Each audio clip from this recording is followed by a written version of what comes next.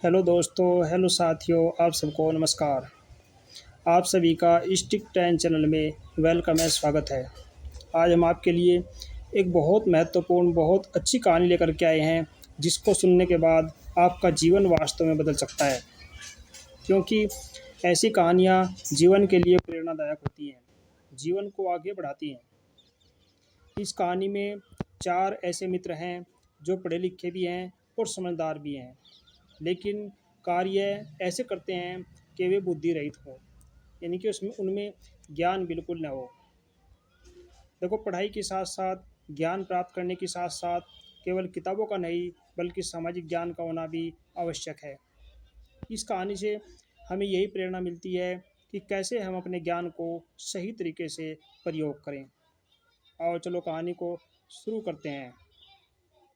Video अच्छी लगे तो वीडियो को लाइक करना, वीडियो पर कमेंट करना, ताकि ऐसी अच्छी अच्छी कहानियाँ हम आपके लिए लेकर आएँ। एक नगर था, उसमें 4 मित्र रहा करते थे। उनमें से 3 जो बड़े मित्र थे, वे शास्त्रों के ज्ञानी थे, यानी कि पढ़े लिखे थे, बुद्धिमान थे। लेकिन चौथा मित्र जो था, वो पढ़ा लिखा नहीं था, उसे शास्त्रों का ज्ञान नहीं था, किंतु उसे सामाजिक ज्ञान था, वह बहुत बुद्धिमान था। चारों ने सोचा कि विद्या का लाभ तभी हो सकता है, यानी कि जो विज्ञान हमारे पास है, हम उसका लाभ तभी कर सकते हैं जब इससे विदेशों में जाकर हम कुछ धन संग्रह करें, कुछ पैसा कमाएं। इसी आशा के साथ ये बात सोचते हुए वे विदेश यात्रा पर चल पड़े। दूर जाकर उनमें से सबसे बड़ा था, उसने कहा कि हम चारों विद्वान बहुत अच्छे हैं, केवल हम चारों में एक व्यक्ति हमारा ऐसा है, मित्र ऐसा है जो शास्त्रों में मूर्ख है। हम तीनों धन कमा सकते हैं जो ज्ञान हमारे पास है उसके द्वारा, लेकिन उस विद्या के चमत्कार से हम धन तो कमा लेंगे, लेकिन हम अपने धन को चौथे साथी को नहीं देंगे।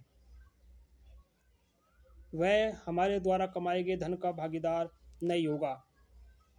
इसलिए मैं चाहता हूँ कि वह अपने घर वापस चला जाए।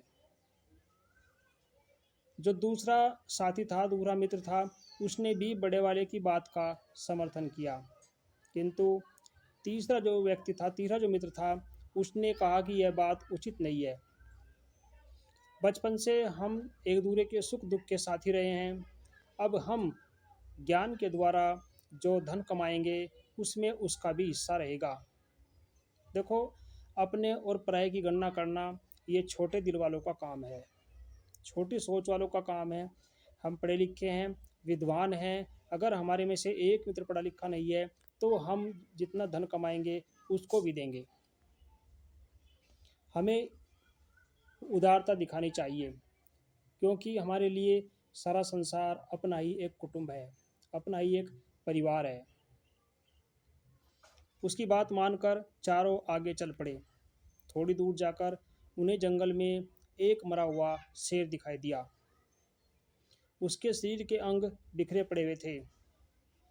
जो तीनों विद्वान मित्र थे, उनमें उन्होंने आपस में विचार किया और कहा कि आओ हम अपनी शिक्षा की परीक्षा करते हैं। शास्त्रों के ज्ञान के प्रभाव से हम इस मरे हुए शरीर में नया जीवन डालते हैं, यानी कि शेर को जीवित करते हैं। यह कहकर तीनों उसकी हड्डियां बटोरने और बिखरे हुए अंगों को मिलाने में लग गए।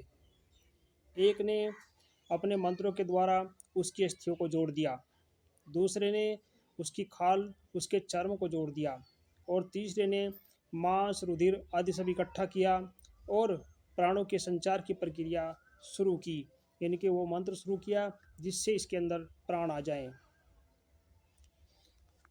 इन तीनों की इस विद्या को, इस कार्य को देख करके जो चौथा मित्र था, जिसे शास्त्रों का कोई ज्ञान नहीं था लेकिन उसे सामाजिक ज्ञान था, उसने कहा कि हे बुद्धिमान मेरे मित्रों, सावधान हो जाओ, जरा ठहरो।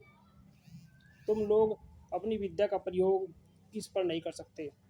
यदि तुमने अपनी इस विद्या के प्रयोग के द्वारा इसको जीवित किया तो ये शेर तुम तीनों को मारकर खा जाएगा।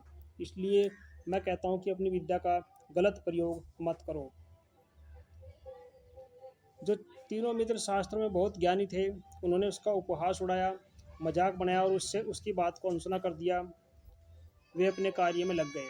लेकिन वो जो चौथा मित्र था, वो बोला कि अगर तुम मेरी बातों को नहीं मानते तो थोड़े 1 मिनट के लिए रुक जाओ, मैं इस पेड़ पर चढ़ जाता हूँ। यह बात कह करके वह उस वृक्ष पर चढ़ गया। इतने में तीनों शास्त्र जो ज्ञानी थे, उन्होंने शेर को जीवित कर दिया।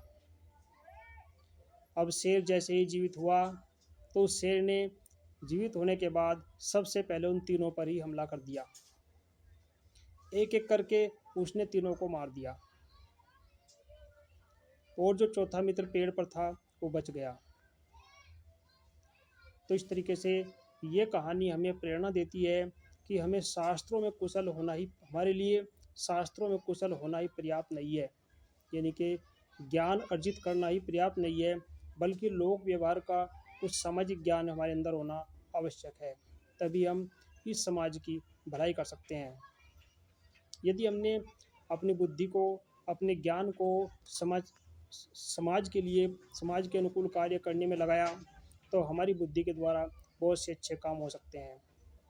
यदि हमने इसको गलत काम में लगाया तो हम बुद्धिहीन, मूर्ख कहलाएंगे। और इस प्रकार से हमारे पास बुद्धि और ज्ञान होने के बाद भी आप जो हैं बुद्धि और ज्ञान होने के बाद भी उपहास के पात्र बनेंगे। जैसे में तीनों मित्र उपहास के पात्र बने और उन्होंने अपने ज्ञान और बुद्धि से अपने जीवन को खो दिया। चौथा मित्र बच गया क्योंकि उसको सामाजिक ज्ञान था। तो इस तरीके से ये कहानी हमें सिखाती है कि हमारे पास जो ज्ञान है, जो बुद्धि है, उसका प्रयोग हम संसार की भलाई के लिए, स्वयं की भलाई के लिए, अपना अच्छा जीवन चलाने के लिए करें। अगर हम उसका गलत प्रयोग करते हैं तो एक दिन वो हमारे ऊपर ही हम प्रयोग करके हमारा विनाश कर देगी। कहते हैं यदि कोई गड्ढा खोदता है तो गड्ढा खोदने वाला पहले स्वयं उसमें ही गिरता है। यदि वो गड्ढा दूसरों के लिए खोदा गया है, यदि वो गड्ढा किसी अच्छे काम के लिए, जैसे कोई वृक्ष लगाना है या कोई निर्माण करना है, तो वो समाज के काम आएगा। तो इस तरीके से हमें इससे यही शिक्षा मिलती है। अगर कहानी अच्छी लगी हो तो लाइक करें, कमेंट ज़रूर करें और चैनल को सब्सक्राइब करें। मिलते हैं ऐसी अच्छी कहानियों के साथ। जय श्री कृष्णा।